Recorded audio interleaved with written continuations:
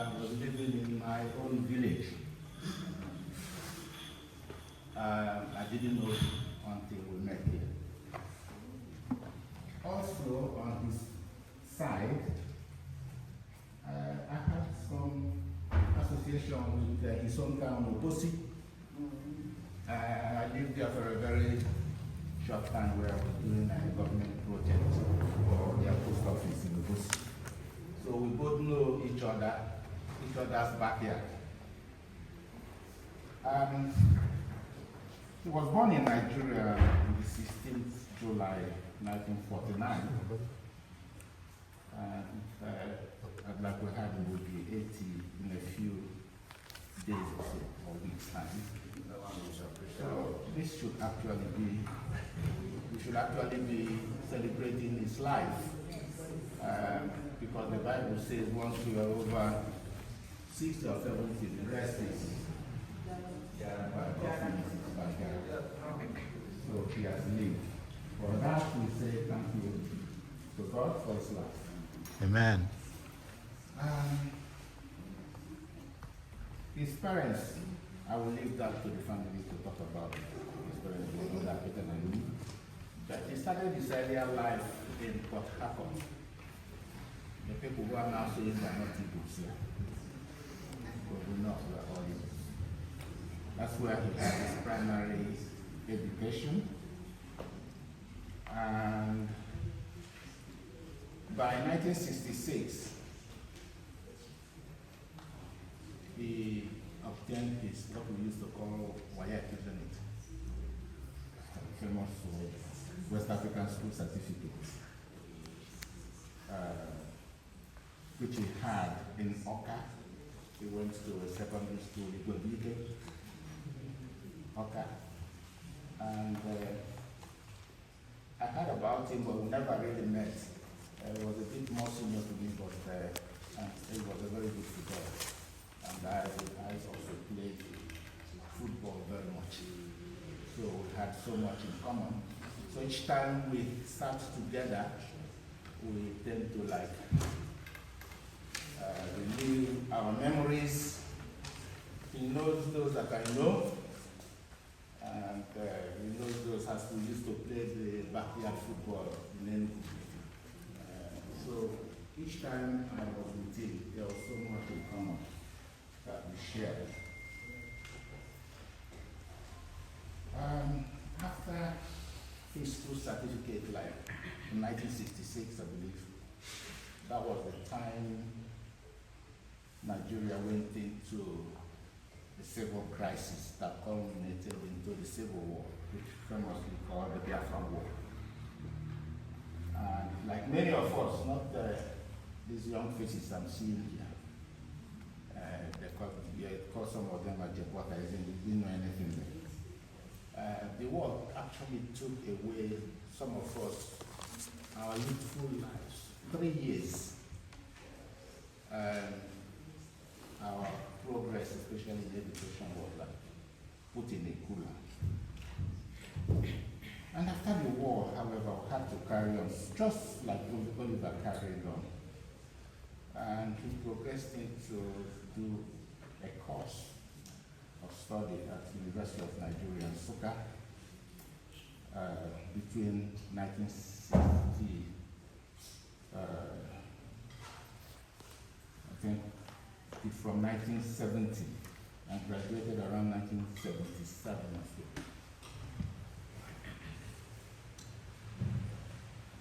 But like some of us who during the war, there was this famous thing called Radio Biafra, or radio without battery.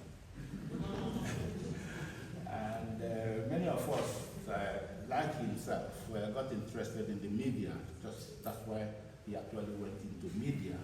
He was listening to much of the broadcaster called Okigbo, isn't it? So some of us actually, it affected our lives, whatever happened to the war, because there was a bond for all the young people sitting together. For him,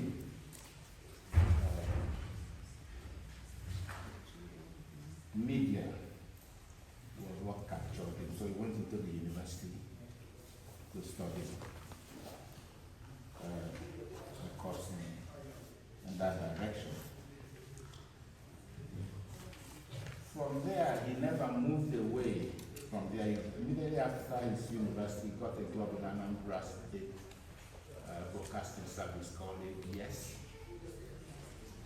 And he started working himself from that time on as a reporter. You know, in Takoko, people going out to search for news, they bring it up. From there, he moved on to various positions in that same establishment. And he was doing very well in that. And by 1977 and 1970,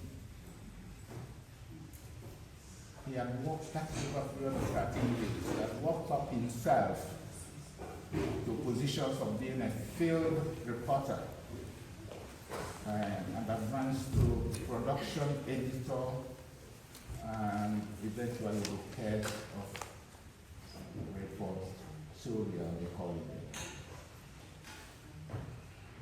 Without having to say all the things that went through, obviously, you know, if you're in the media, the politicians will love you, some will hate you.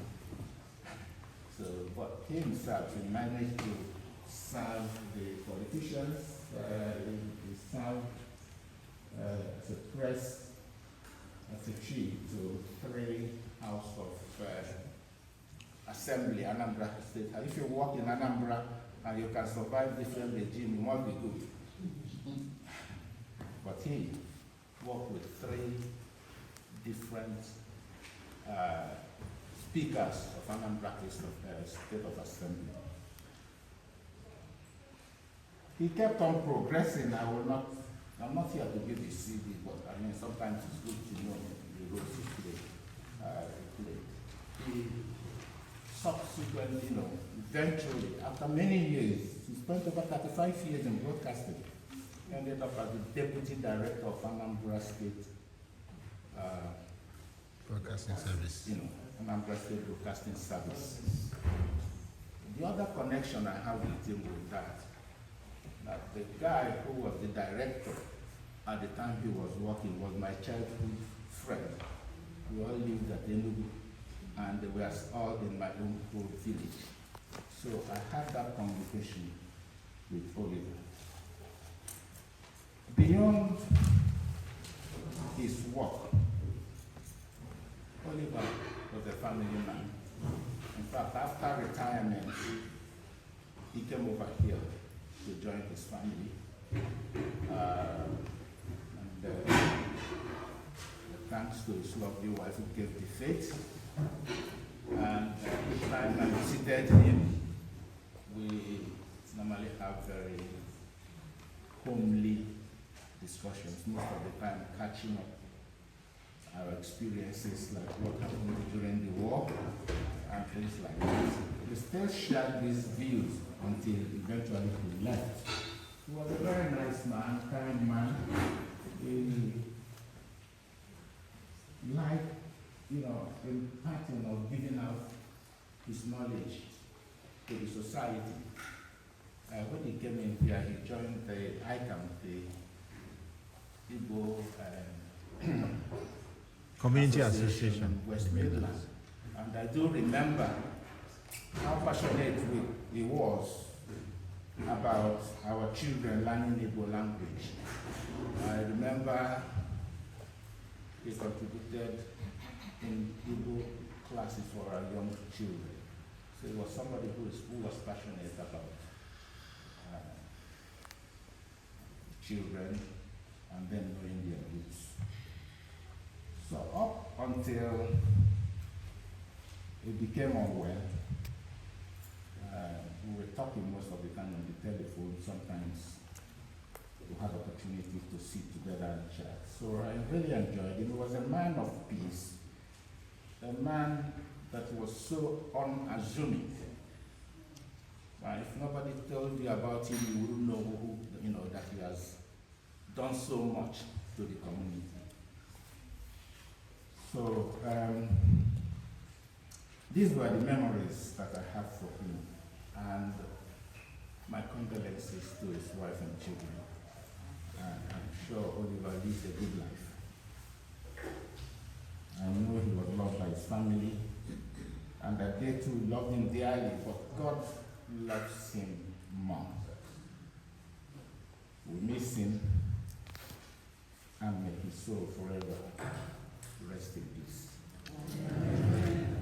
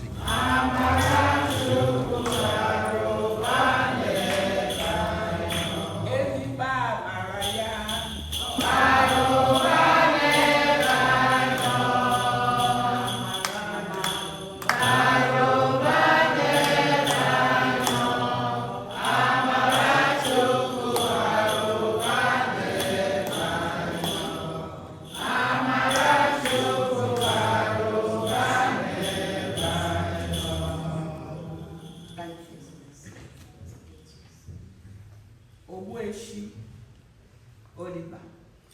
I call him Oli. He calls me Ngo. My in-law. I would say he's the boy next door from me. In Port Harcourt, where I was born, we are number 50 Freetown Street, and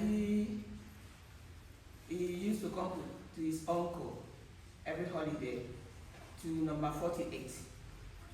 So we are always together. It's a bit kind of ironic that he ended up marrying my sister, my junior sister, who was very young when he was like, we were like paddies, and my junior sister was quite young at the time. And he ended up marrying her, you know. But we used to do things together. He was a bit older than me, not that much, but a bit older than me. But we were all the time meeting, going to clubs and things like that in Port Harcourt.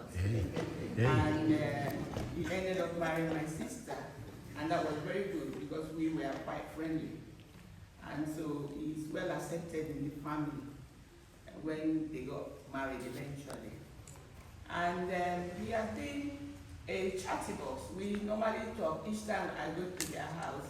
Whatever, we have stories to tell, and we chat and remember old days. And during the war, I was in the war, he was in the war, and we had a lot of things to share about the war, where I was working and where he was working during that time.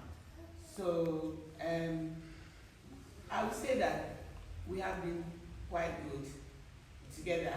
And when he was ill, which made his going out a bit less, because he used to join a lot of things that we do in ICAM and in the fellowships and everything, but during the time he finished he was restricted somehow.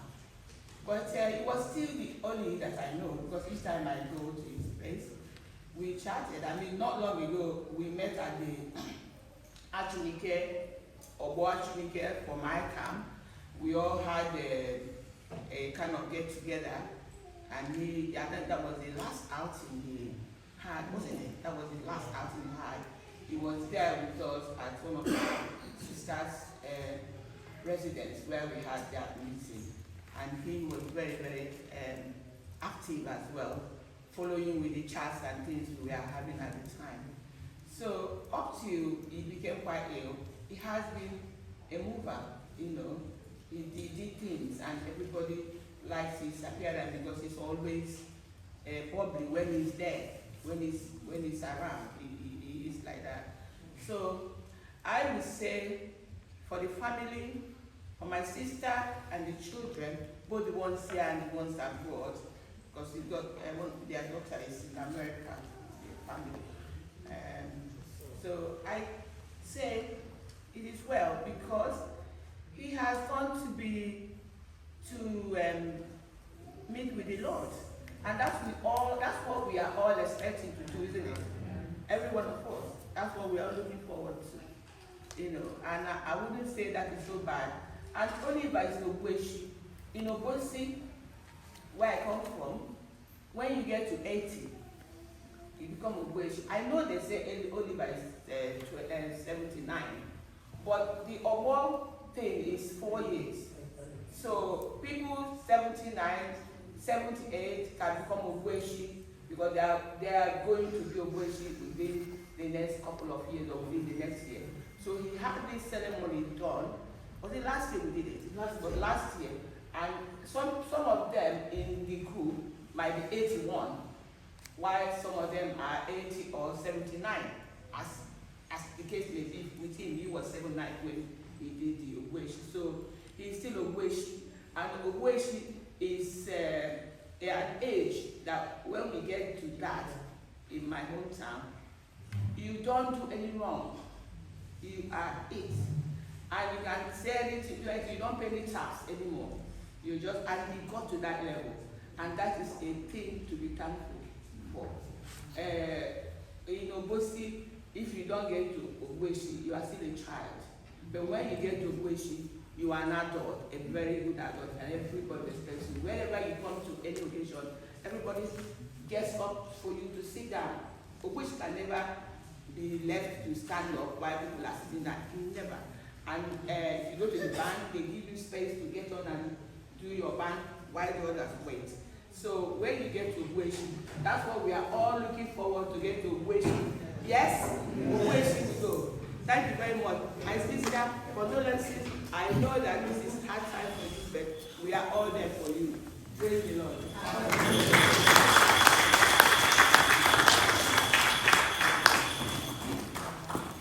Please, there are some seats here in case people are running. There are some seats here, please.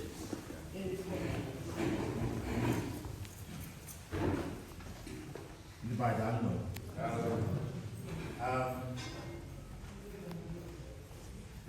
Ikedionwu.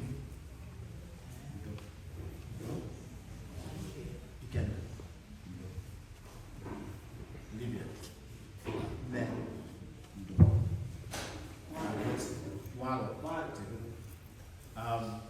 I like the fact that you're laughing and one. And the reason why is that, as Ikedionwu has said, Itoho is the happiest thing. So, Ikuzu Madoto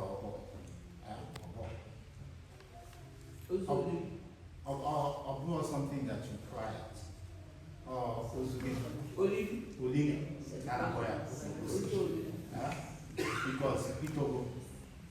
I would like to say a few things about my brother. Now I know that he's an in-law in a way, but he's also my brother. Because the interesting thing about Ogbueshi is that he's also from my sub-family. Umweze, okay? Yes. Yes, Naire. Umweze. So my daughter, so the women of my mom, and I offer Ikedionwu, you've heard me say Ikedionwu many times, okay? Yeah. That's my mom. But the women of my own side, Umweze, and I offer Walo. So my sister is Walo, and the daughter of Ogbueshi, Walo. So Walo, Ndo. Go.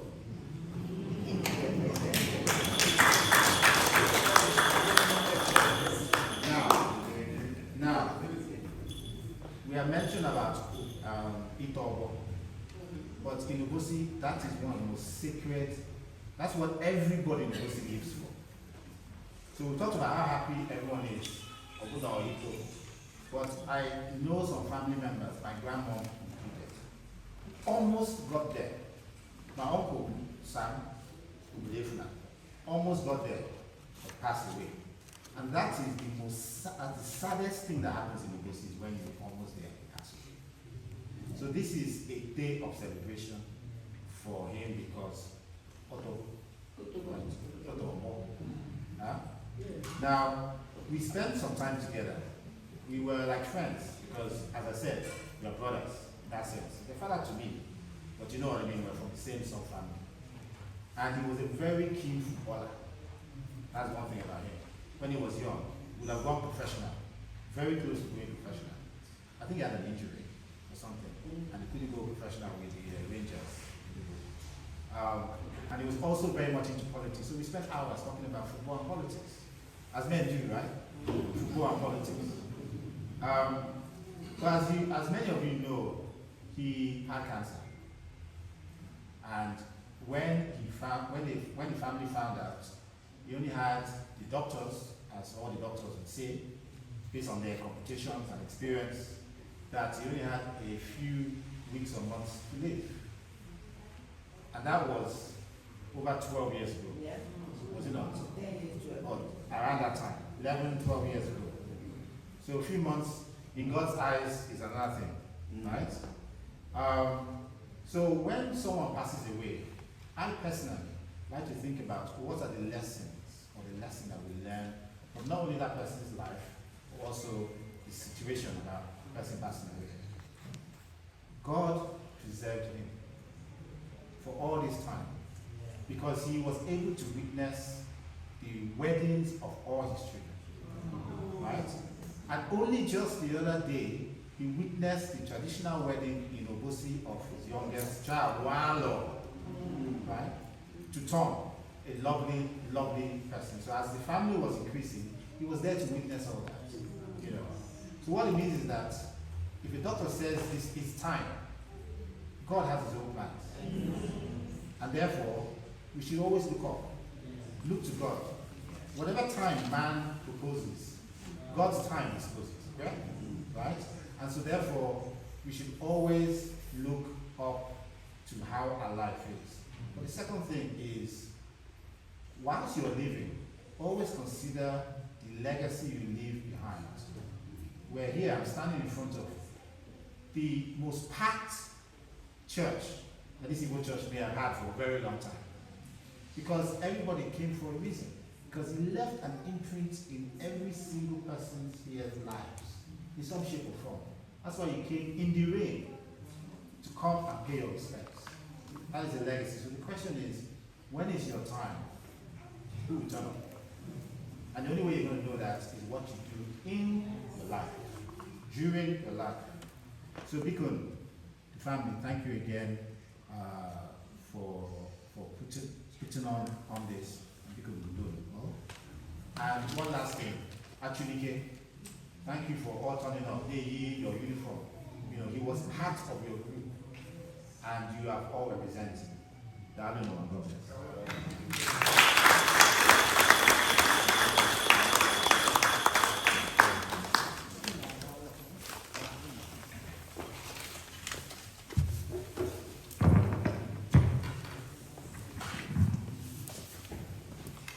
Can I say good afternoon? Is it still afternoon? It's still afternoon. Okay. Good afternoon, all. Good afternoon.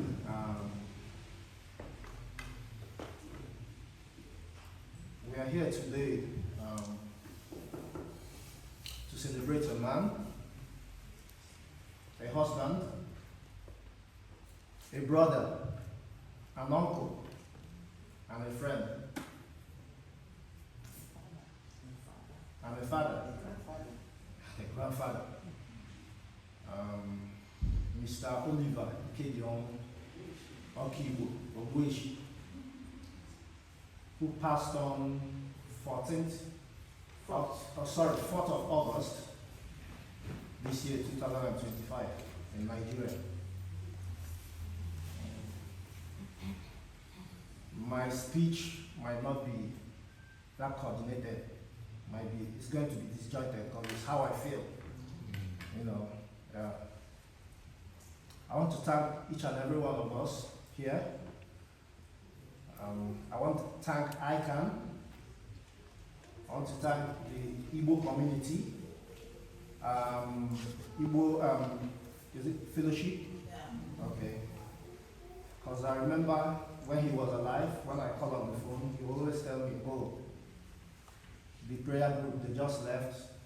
Oh, I don't want to mention names, you know, oh, this person just left, oh, this person gave me 20 pounds, oh, this person. I really appreciate and thank everybody. I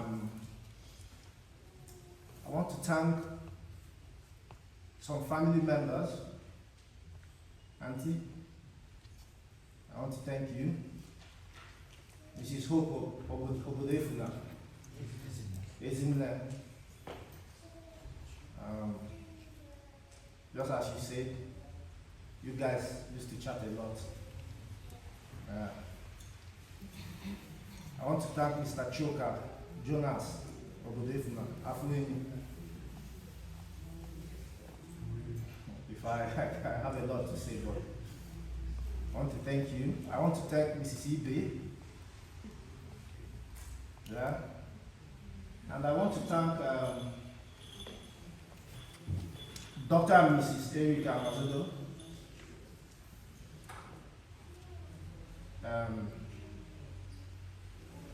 His last days, my mom told me all you guys did, you and your husband.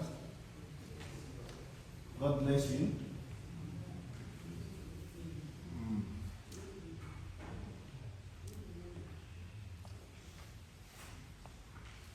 He used to call me Akamia. No?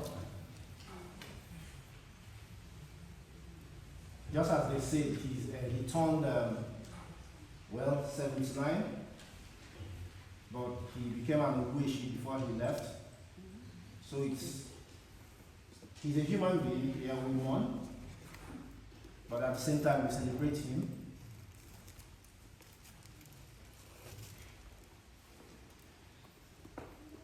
I can't complete my speech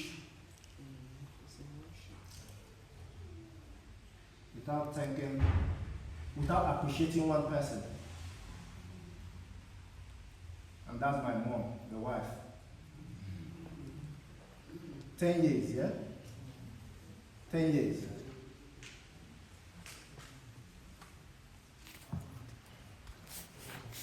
Before my dad died, I was in Birmingham. I think that was the last visit before you guys left for Nigeria. I remember I told you to go up and sleep, that I'll stay with you downstairs.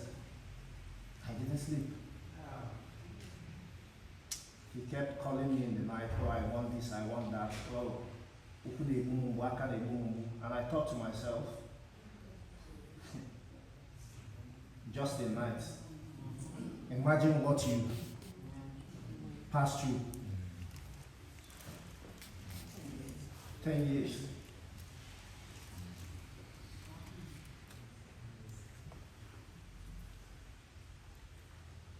No. Thank you. And God bless you.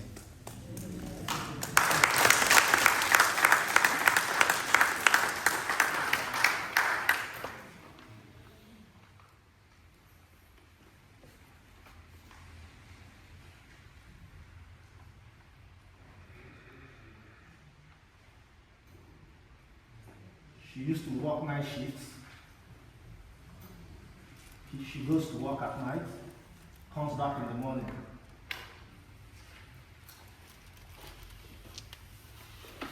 Because my dad, he used to his diet, I remember I used to make him mashed meat, special stuff. She goes to work, comes back at night, comes back in the morning, makes sure he eats.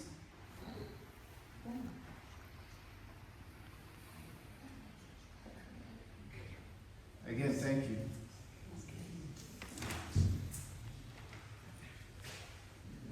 And I'm not trying to be a preacher but this generation needs to learn, They call them the Gen Z. I'm not a Gen Z, I'm 40 something. But yeah, it's part of them. I'm not fooled by, what we see on the internet, oh, marriage, lavish wedding and all that.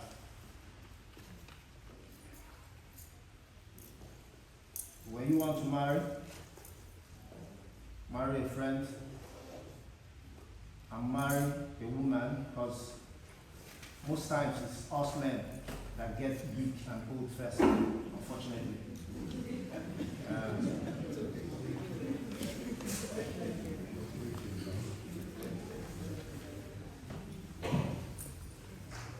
She's an example.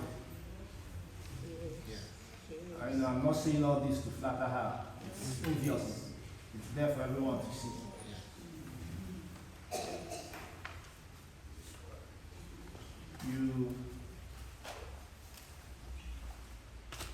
There's a video clip I have on my phone. I don't know who sent it to me, but it was about the Okigbo, on the Okigbo day, when we got back from the field. You were dancing. I don't know if you have the clip. You see the joy. Well, as I said, my speech will be so disjointed. I'm sorry. It's just how I feel. I say thank you, everyone. And you guys are invited to the hall for some refreshment. Thank you. Thank you.